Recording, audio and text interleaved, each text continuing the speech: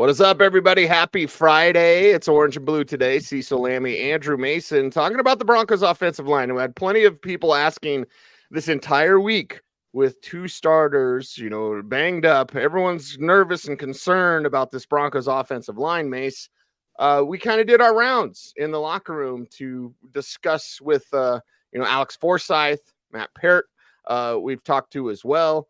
So let's get into this because, of course, people against this Chargers defense are wondering, how are you going to protect Bo Nix? Hopefully the same way you protected him all year, because you put Paucho in for Mike McGlinchey, didn't miss a beat, and we'll find out what Alex Forsyth and Matt Peart have coming in. They did come in, of course, for stretches in the second half last week, but with Peart in particular, this is why you wanted to have at least one experienced option as a backup at tackle. Like if you look around kind of the offensive line and you incorporate the practice squad as well, you want to have somebody there that's got a little bit of experience if they have to step in. That's why a guy like Calvin Throckmorton is on the practice squad in case you need some extra experience there on the interior. But with Peart, now it's passed to him, and we'll see how far he's come, because the work over 4 years with the New York Giants, it was up and down. But talking to him on Thursday, Cecil, it sounds like he's in a really good spot in terms of what Zack Strief and coming to Denver has done for him. Yeah, and another player that we saw. Guess where we saw him, Mace? Senior Bowl. At our Senior Bowl All-Star road trip. So you want to start with the on his philosophy and his time with the Giants. This is a question you asked, so let's set this up and why you inquired with Matt about his time with the Giants. Yeah, well, it was up and down. Honestly, I think back maybe to what I first thought of him coming into the league, and the fact that he had his ups and downs there with the Giants, it was a little bit of a surprise. I thought that he would be terrific there, and he didn't advance beyond reserve, rotational tackle reserve, working on both sides. And it was rough at times, and I know that he was also the target of some fan frustration with the New York Giants. So I kind of wanted to dig into, what's different about Denver, like what's changed. So let's roll that clip and let's hear from Matt Peart, kind of assessing what he's getting out of Denver and sort of where things stood before. I feel like I think about that one for a second. That was a good question. I mean, my time at the Giants, I wouldn't trade for anything. Especially going through the highs and lows of everything there. It's my testament to them, because they're the people that took a chance on me. And coming here, it was just like just trying to take what I've learned from there and grow from it. You know what I'm saying?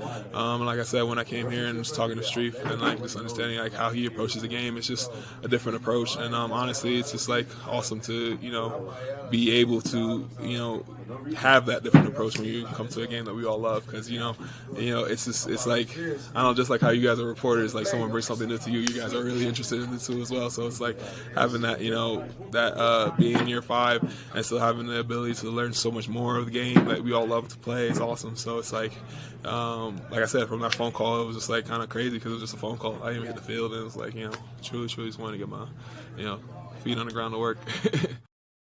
Now that phone call, awesome, Mace. I think it's invigorating for him too. Yeah, but I want to first reference the phone call. The phone call is Zack Strief being on the offensive line coach for the Broncos, calling Matt Peart to say, this is what we want to do for you. This is like our vision for you, to go back to the Sean Payton terminology about the vision. And really, I don't like to use the term sold him on Denver, because it makes it more like a sales pitch, which I don't think it was. It was more of okay, let's see where you can go if you come here. one thing that I think is worth noting about offensive line is it's a position that usually takes a bit to develop, especially when you're not a first round pick. Some of these gestation periods for offensive linemen, you're talking about extending over years. And if you're looking for maybe a market inefficiency in terms of the NFL that you can exploit, it's offensive linemen and saying, okay, these guys, you get second contract offensive linemen, you might be getting better value, especially if they don't play up to expectation during that first contract. And Peart may be one of those guys. Look, he's got the athleticism, he's got length to him, and he's extremely intelligent. Like, you look at the package that Matt Peart brings, there are some raw elements that should allow him to succeed in a way that didn't quite happen with the Giants. Culture matters, coaching matters, environment matters. I think we can all agree that the New York Giants, not the best football environment over the last few years. The Denver Broncos, at least now, are starting to become that kind of positive environment that nurtures players. And I love hearing him talking about developing in year 5. That's another thing. I think we sort of assume that a player, once they get to a certain point in their career, their development ends. This is where they are.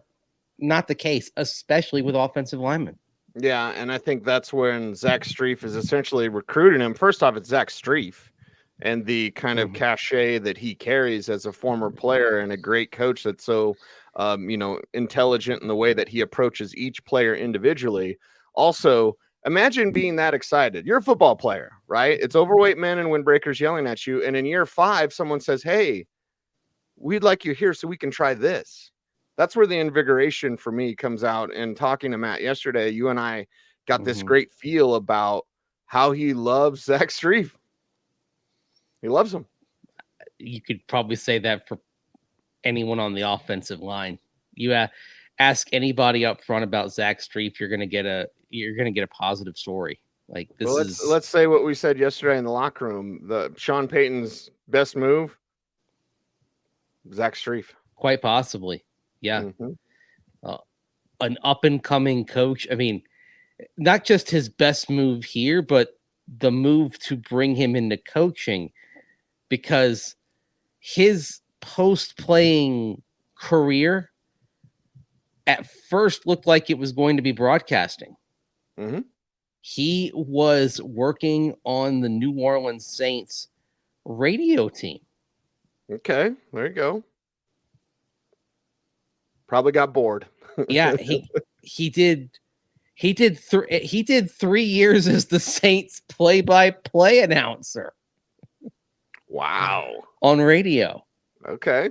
And then in 2021, Sean Payton convinced him to join the staff as the assistant offensive line coach. And he remained there in 2022 after Sean Payton left the Saints staff. And then when he got the chance to come to Denver, elevated him one level to offensive line coach. And I mean, it's wild to be saying this about a coach who's relatively new to the job, but he's becoming one of the most respected line coaches.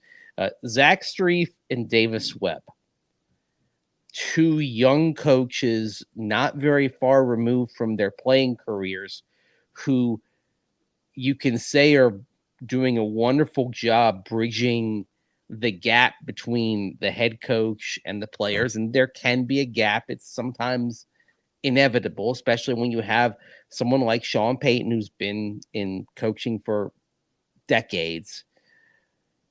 And when you're looking for little elements to the secret sauce that are why you're starting to see progress and growth from players and why you're getting buy-in, staff's very important.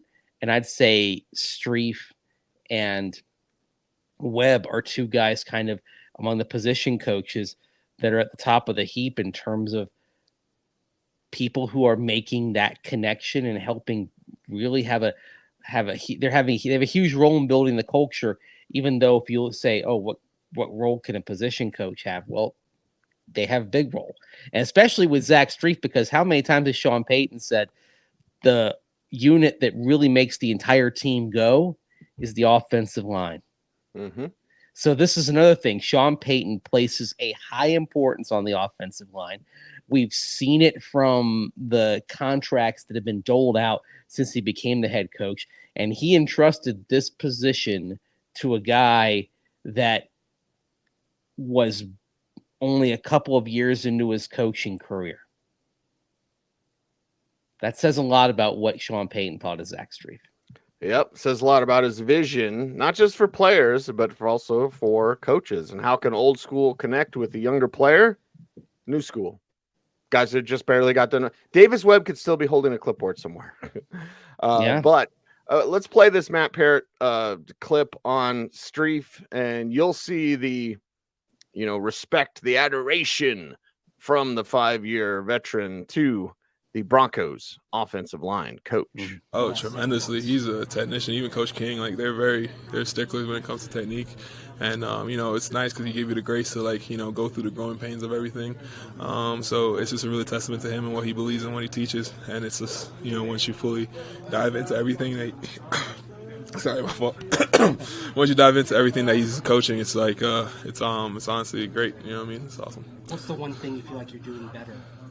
I mean, honestly, he kind of just broke down everything and kind of rebuilt me back from the basics. He says that, hey, you have your really good tangible skills, and he just kind of took that and just kind of molded them into like how he wants it to fit his technique and scheme. So, he just kind of just broke me down and built me back up. Wow. Mm-hmm. Complete rebuild. Yep. But good bones, man. A good structure, a good game. It's, another thing when you think about taking like a young player who's still young enough to have growth potential but has been in the league for a few years, break down, build back up, and it goes to the other position coach we've mentioned here, Davis Webb. What do you think they're doing with Zach Wilson right now? Same thing. Yes, and Zach Wilson's a 4-year vet. Matt Peart's a 5-year vet. Both of them have a terrific set of raw tools. Didn't work out in their first stop. We know Sean Payton likes his reclamation projects at quarterback, but here I think we're talking about a reclamation project on the offensive line. The question now is, and again, I thought the brief work last week was favorable for Peart coming in there. How rebuilt is he as he heads into this game? Looking like he's going to play extensively. Where does that stand? Because sometimes you can put a player out there too soon, and it doesn't work out, and it doesn't quite work out. I would say with Peart, I'm not saying he's going to step in and kind of dazzle people the way Alex Palczewski did, but I think he'll make a pretty credible account of himself, encouraging you to keep turning the page on him. The other thing also to weigh in here, I know it was discussed regarding Palcho. It can be discussed regarding Peart as well, who's been both a left tackle and a right tackle to this point in his career. If you are looking for solutions, if you choose to move on from Garett Bolles this offseason, and I don't think that's something that's been decided at this point, but if you are trying to make roster decisions, a game like this from Matt Peart, seeing the progress that he's made, can illuminate a decision that you might make on left tackle in 2025. Whether you re-sign Garett Bolles going into year 9, or you look to get a bit younger at the position and seek to maybe save some cap space there and put it into some other positions as you go about the overall team building process. So I think this is going to be a key moment for Matt Peart in terms of his long-term outlook, because there's a chance with a good performance showing that that the building back up is on schedule, that you may be talking about him being a possibility at left tackle next year. Yes, and they're always watching. They're always watching. Mhm. We'll be watching Alex Forsyth there, Mason. Yep. We got to catch up with him. And the importance of a quarterback center relationship, that combination, and just kind of the chemistry that they have. Good thing is, well, that's been a little bit established before. Yeah, worked together with Bo Nix. That was one aspect that kept coming up in the offseason, as has been noted before when they were doing their evaluation on Bo Nix. One of the people they talked to was Alex Forsyth. So Bo Nix being here, I'm not saying in a huge way, but maybe a small part was played by Alex Forsyth and what he shared from his year working with Bo Nix at center at Oregon before the Broncos drafted him. But he's another one that when the Broncos picked him, and this was part of the first Sean Payton draft class, there's definitely a building process to him too. Last year did not get a jersey, in part because the offensive line was healthy start to finish. This year, we're talking about him maybe settling in here for a run at center with Luke Wattenberg on the shelf. So it's an opportunity for him as well. Maybe not with the same sort of contractual urgency as the opportunity for Matt Peart, but there's an opening for Alex Forsyth to really step in and claim the job after losing out in a pretty nip and tuck battle with Luke Wattenberg over the offseason. Well, if we go back to training camp, Mace, I can't remember any time where I thought that Wattenberg was head and shoulders better than Forsyth. Mm-hmm. It was pretty close. So, they went with Wattenberg, but it's not like Forsyth lost that job because, he's just not ready. No, he looked very, very close to Wattenberg, as good as Wattenberg, and we'll see if he can carry that over to the regular season now. Yeah, we'll find out. Now, I asked him specifically this week where he thought he'd improved the most, and I think the answer is interesting, but also it shines a light sort of on what's in front of him here as he comes in at center, because the answer that he gave as far as where he's improved the most, it wasn't about himself. And it's a reminder of the collaborative nature of offensive line play. Here's what he had to say.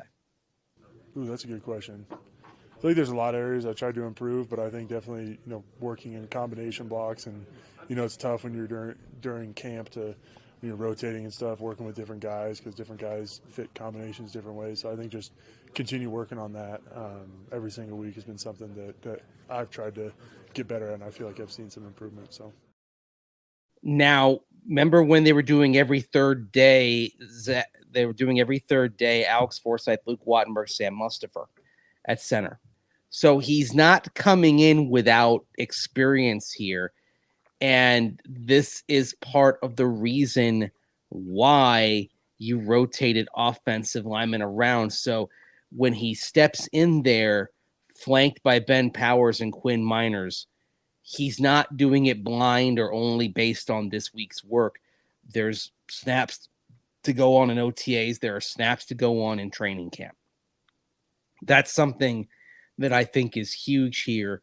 So you're not starting from zero. Now, is there going to be work to do as he gets out there and plays more and gets more of a feel? Yes. Is there going to be work to do in terms of his relationship with Bo Nix and how they're taking care of a lot of the pre-snap checks together? Yes, there will be, even though they did it at Oregon. It's a different animal in the NFL with an NFL's offensive scheme. But I'm encouraged by the fact that he's coming in with this baseline of work because the Broncos waited a good while before they said, okay, it's firmly the job of one person here. This covered them a bit. This is a positive of competition. I know, people may sometimes look at quarterback and say, oh, you got to start getting him all the reps, whatever, yada, yada, yada. But when you're trying to develop a team that is deep, that you can go to the next man up, as the cliche goes, and continue to flourish, it's good to get that work. And so now you look back on how the center competition went, and I think you're thankful that Sean Payton didn't hand Luke Wattenberg the job right there in OTAs, that he let it play out into the summer and a week or so into training camp before he made that move, because Alex Forsyth now is stepping in with Ben Powers and Quinn Miners around him, and he's got a baseline of work that he can lean upon. I'll tell you, Mace, over the course of the week, Wednesday, feeling pretty nervous. Friday, feeling a little bit better. Now, a big test coming up Sunday against the Chargers, which we'll get into in our pregame show. That's coming up on Saturday. But, yeah, offensive line, moving some pieces around. Okay, well, it's next man up. We'll see what they can do. Well, how often have we talked about where the Broncos ranked last year in pass block win rate or pass protection win rate and run block win rate, right? Oh, yeah, we talk about it all the time. Okay, and they were in the top 10 in both. They're not in the top 10 in both right now, but they're 5th in pass block win rate, and they're 12th in run block win rate. And they're doing this despite losing Mike McGlinchey, who you could say was, for some of the issues in pass pro that he's had, is an excellent run blocker. So you take arguably the best run blocker on the unit out, and this is still a team that ranks ahead of 20 other teams in the NFL. You take McGlinchey out, you remove Luke Wattenberg last week, you remove Alex Palczewski, and you're over to Matt Peart for a good chunk of last week. And this team has overcome the injuries to remain among the best in the league at what it's doing. Maybe this is naive, and you've got a huge challenge against the Chargers defensive front, but I think this team's going to maintain its level. And to go back to what we started talking about at the beginning, a huge reason why I think this team's going to maintain its level is because of the guy coaching them and how he has buy-in and how he has a vision and is executing it for his players. I think they're ready, and I think they can withstand the injuries and the challenges that face them here in the near term. Fantastic. It's Friday show, wrapping it up, Mace. But before we're out of here, people got to help us out on YouTube. How can they do that? Like, comment, share, subscribe, hit that notification bell so that you never miss a vid. That's right. He's Andrew Mason. You follow him on all the socials at Mace Denver. I'm at Cecil Lammey saying OBT's BFD. Thanks for watching. Stay tuned and stay frosty.